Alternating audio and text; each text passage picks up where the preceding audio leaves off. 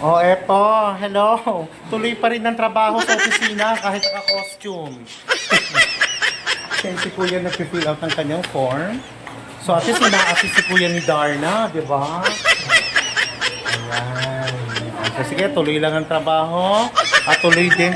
Ayun din yung dinosaur namin. Tuloy ang trabaho. Kahit mga naka-costume kami sa opisina. O, di ba? Okay naman kay Kuya, di ba Kuya, na nag-a-assist sa'yo si Darna?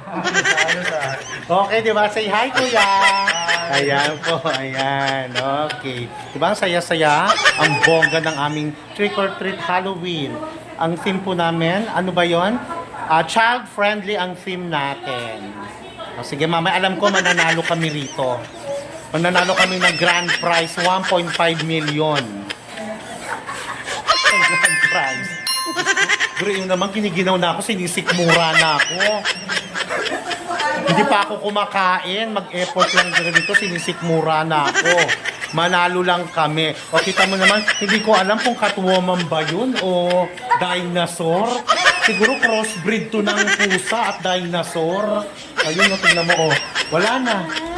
Umimpis na yung dinosaur, pusa na lang.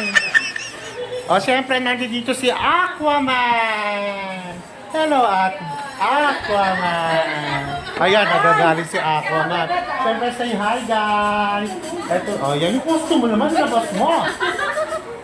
Siyempre, ang aming pinakamayaman, si Don Ramon. Sinaruto siya. O kaya lang, nawala yung costume niya. Ayun na, nataranta, si Naruto. Okay, siyempre, say hi, Melvin. Ayan si Melvin. O, di ba? O, sige. Babalikan namin kayo. Asikasuhin ko muna si Kuya. O, sige, Kuya. Asikasuhin muna kita. Bye for now.